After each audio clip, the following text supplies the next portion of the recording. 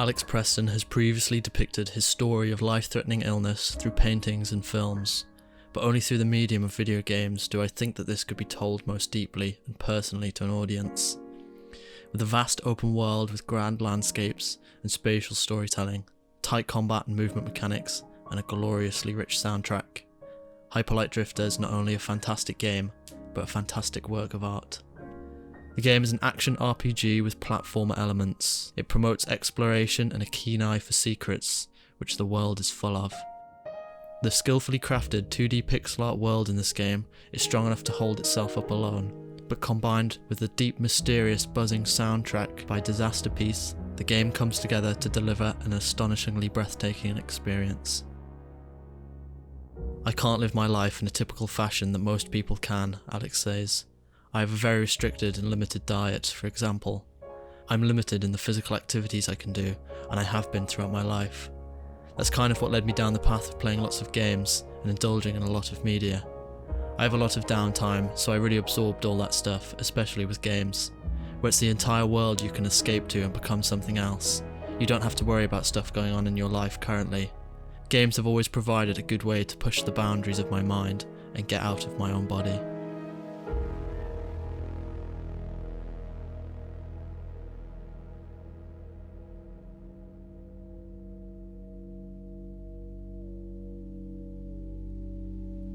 Alex Preston, the lead developer and creative visionary for Hyper Light Drifter, has a congenital heart condition. He has described this in interviews as though he has a guillotine over his head that could fall at any moment. Hyper Light Drifter has you playing as an unnamed character, the Drifter, as you strive to find a cure for an undisclosed illness, paralleling Alex's own illness. The game leaves a lot of specifics undisclosed, but this, in my opinion, only improves the game, allowing the player to more easily project themselves onto the character and therefore create a more immersive and emotionally impactful experience. As you journey through this world, you'll find that there is no dialogue between you and the non-player characters. Instead, you will be presented with a slideshow of 3 images. These remediations tell the story of the world before you arrive.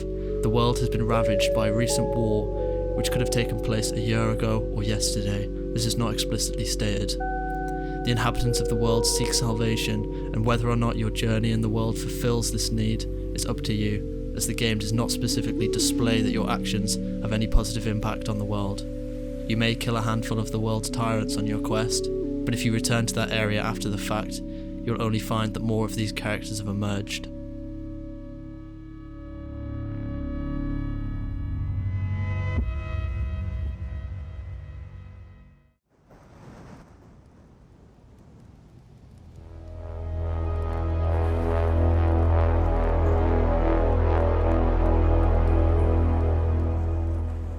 In many games, the story may be told through dialogue, lengthy cutscenes, or forced camera movements. The narrative of Hyper Light Drifter is told without any words, and without taking control of the player at all.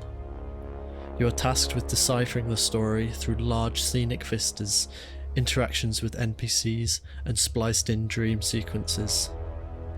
The use of these spatial storytellings work wonderfully in the game as you move through areas of the map with remnants of a great war which has taken place, highlighting these moments through swells in the soundtrack.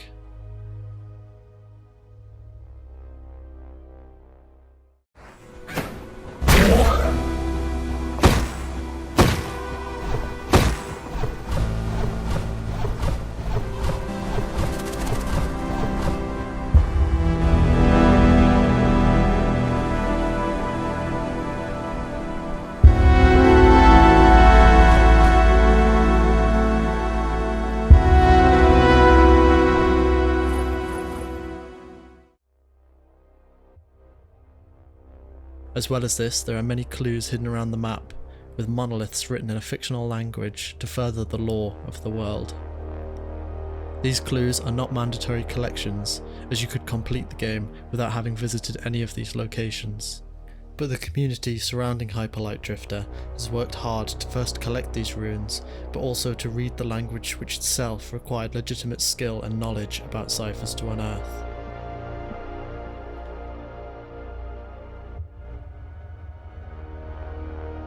Since he was a kid, Alex Preston has been imagining an experience that would blend the best moments from Diablo and The Legend of Zelda: A Link to the Past into one game. Players would take on the role of a mysterious drifter, venturing through a dark world, exploring massive forests and ancient ruins. The narrative structure of the game is reasonably non-linear, allowing you to explore 3 of the 4 zones of the world freely, and even affording the player to leave boss fights at any moment to explore further the world, or to get more practice for the fights. The worry with narrative video games is that maybe the player will not follow actions that coexist with the story baked into the game. This is expressed by James Newman in his book Video Games, who states, "The curious and seemingly antagonistic relations between narrative and play." I think that Hyper Light Drifter's open-ended interpretation of the story and RPG elements allow for the player to interact with the world however they please, without fundamentally breaking the story beats that play at certain moments. Most of the story is presented through this idea of spatial storytelling, with the architecture of the world presenting to the player the lore and the backstory of the world. The game has received generally good reviews. Metacritic awarded the game 84 out of 100, but most of the game's praise lands on its visuals, sound design and music. Brandon Terrell of IGN called the game a gorgeous, trendy hunk of stylish old-school sensibilities, mated with the iconic hues of pixelated indie charm. But in the eyes of many players and journalists, the game falls short as a result of its minimalist storytelling. Terrell alleges its abstract storytelling is a negative aspect.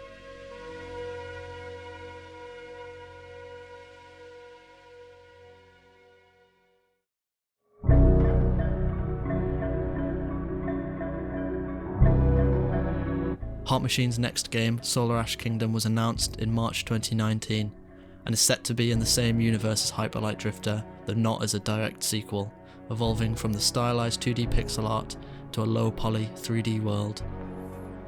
I, for one, am anxious to see how this philosophy of show, don't tell translates to a 3D world.